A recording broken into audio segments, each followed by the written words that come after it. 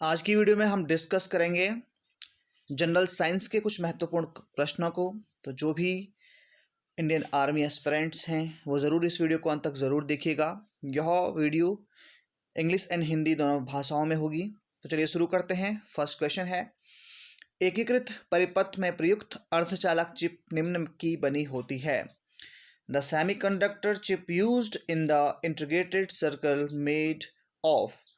तो वो बनी होती है सिलिकॉन की। तो सिलिकॉन जो है इसका सही आंसर होगा। ऑप्शन जो डी है वह बिल्कुल सही होगा। चलिए नेक्स्ट क्वेश्चन पर चलते हैं। नेक्स्ट क्वेश्चन है, प्रत्यावर्ती धारा को दृष्ट धारा में परिवर्तित करने वाली युक्ति को क्या कहते हैं? Which device converts DC current to AC current? तो उसे कहते हैं रेक्टिफायर। तो ऑप्शन जो ए है वह बिल्कुल सही हो जाता है। नेक्स्ट क्वेश्चन है, स्थायी चुंबक बनाए जाते हैं जो परमानेंट मैग्नेट्स होते हैं वे किससे बनाए जाते हैं? Permanent magnets is made by. तो बनाए जाते हैं स्टील से। ऑप्शन जो बी है वह बिल्कुल सही हो जाएगा। नेक्स्ट क्वेश्चन है, चुंबकीय क्षेत्र का मात्रक होता है। तो चुंबकीय क्षेत्र का मात्रक unit of magnetic field is. तो वो होती है गॉस। जो एक टेस्ला जो होता है वो 10,000 गॉस के बराबर होता है। यानी कि गॉस जो है वह चुंबकीय मैग्नेटिक फील्ड का छोटा मात्रक है और बड़ा मात्रक है टेस्ला। नेक्स्ट क्वेश्चन है, शुष्क सेल में जो ऊर्जा संग्रहित रहती है वह है the energy stored in the dry cell is. That is chemical energy, रासायनिक ऊर्जा। तो ऑप्शन ए बिल्कुल सही। अगला प्रश्न है, बिजली के पंखे की गति बदलने के लिए प्रयुक्त साधन है। What is the device used to change the speed of fan? That is regulator। तो रेगुलेटर जो है ऑप्शन सी इसका बिल्कुल सही हो जाता है। अगला प्रश्न है, फैराडे का नियम किस प्रक्रिया से संबंधित है? तो Faraday's law is related to which process? तो ये है इलेक्ट्रोलाइसिस से। आप समझ, ऑप्शन जो डी है वह बिल्कुल सही हो जाता है। अगला प्रश्न है, निम्न में कौन विद्युत अचुंबकीय है? Which is electro insulator of the following? तो यहाँ पर जो विद्युत अचुंबकीय है, कुचालक अचुंबकीय है, वह कौन सा है? वह है कॉपर यानी कि तांबा। नेक्स्ट क्वेश्चन है, चुंबकीय याम्योत्तर और भौगोलिक याम्योत्तर के बीच के कोण को क्या कहते हैं? The angle between the magnetic meridian and the geographical meridian is known as. तो वह कहा जाता है चुंबकीय दिक्पात यानी कि मैग्नेटिक डीलाइनेशन। ऑप्शन जो सी है वह बिल्कुल सही हो जाता है, चुंबकीय दिक्पात। नेक्स्ट क्वेश्चन है, निम्नलिखित में से कौन सा एक प्रकृति में अनुचुंबकीय है? तो इनमें से एक है जो कि प्रकृति में अनुचुंबकीय है। Which one of the following is non न्यूमेलिन नेचर? तो वह है ऑक्सीजन। ऑप्शन जो बी है वह बिल्कुल सही है। अगला प्रश्न है, निम्नलिखित में से कौन एक अचुंबकीय पदार्थ है? Which one of the following is non nominal matter?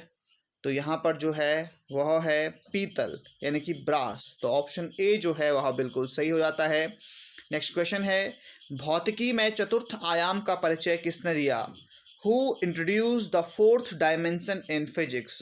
तो आप जानते हैं जो इसका सही आंसर है वह है ऑप्शन सी यानी कि आइंस्टीन। आइंस्टीन ने फोर्थ डायमेंशन इन फिजिक्स को इंट्रोड्यूस किया था। नेक्स्ट क्वेश्चन है, रडार का आविष्कारक कौन था? Who invent radar? रडार का आविष्कार किया था रॉबर्ट वॉटसन ने। ऑप्शन बी बिल्कुल सही है। इनको 1936 में नोबेल पुरस्कार भी दिया गया था। इनका पूरा नाम है कार्ल डेविड, यहाँ पर इनका नाम है रॉबर्ट वॉटसन। अगला प्रश्न है, पॉजिट्रॉन की खोज किसने की थी? तो पॉजिट्रॉन की खोज की थी एंडरसन ने। इनका पूरा नाम है Carl David Anderson. Who discovered the positron? अगला प्रश्न है, चुंबकीय सुई किस तरफ संकेत करती है?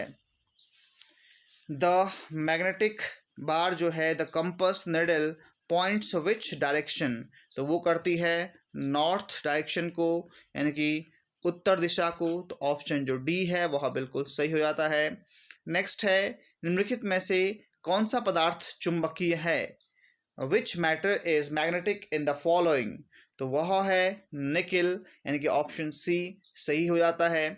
नेक्स्ट क्वेश्चन पे चलते हैं। नेक्स्ट क्वेश्चन है, विद्युत मोटर किस सिद्धांत के अनुसार कार्य करती है? What is the principle of electric motor, तो वह है फैराडे का नियम, फैराडे के प्रिंसिपल पर यह कार्य करती है। इलेक्ट्रोमैग्नेटिक इंडक्शन पर यह कार्य करती है। अगला है, विद्युत चुंबक बनाने के लिए सामान्यतया किस धातु का प्रयोग किया जाता है? Which metal is commonly use to make an electromagnetic, तो यह होता है लोहे की हेल्प से, लोहे से बनाया जाता है विद्युत चुंबक।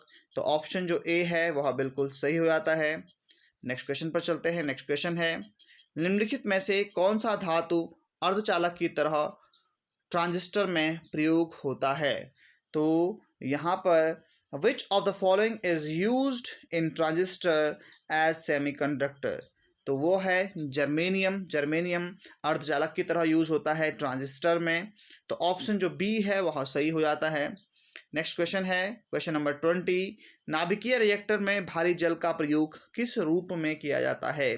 What is the use of heavy water in nuclear reactor, heavy water का जो फॉर्मूला होता है वो होता है D2O।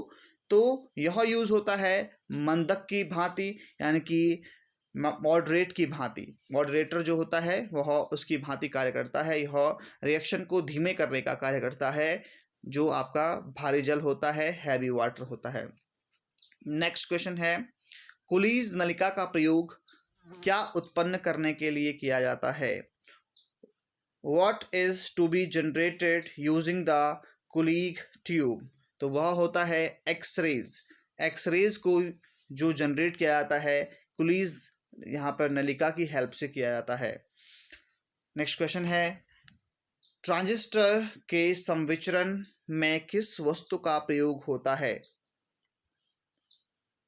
What kind of fabrication used in transistor, तो वह होता है सिलिकॉन। ऑप्शन ए बिल्कुल सही होता है। अगले प्रश्न पर चलते हैं कि सिलिकॉन क्या है?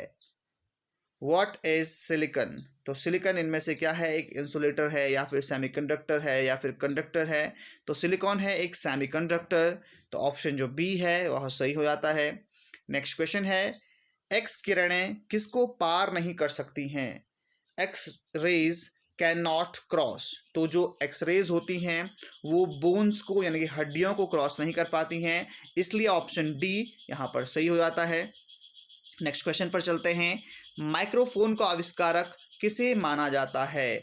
हु इन्वेंटेड माइक्रोफोन, तो माइक्रोफोन का आविष्कारक माना जाता है ग्राहम बेल को। तो ऑप्शन जो ए है वह इसका बिल्कुल सही है। तो दोस्तों, इस प्रकार हमने साइंस के कुछ महत्वपूर्ण 25 क्वेश्चंस को यहाँ पर सॉल्व किया है। आशा है आपको वीडियो अच्छा लगा होगा, क्वेश्चंस काम के लगे होंगे।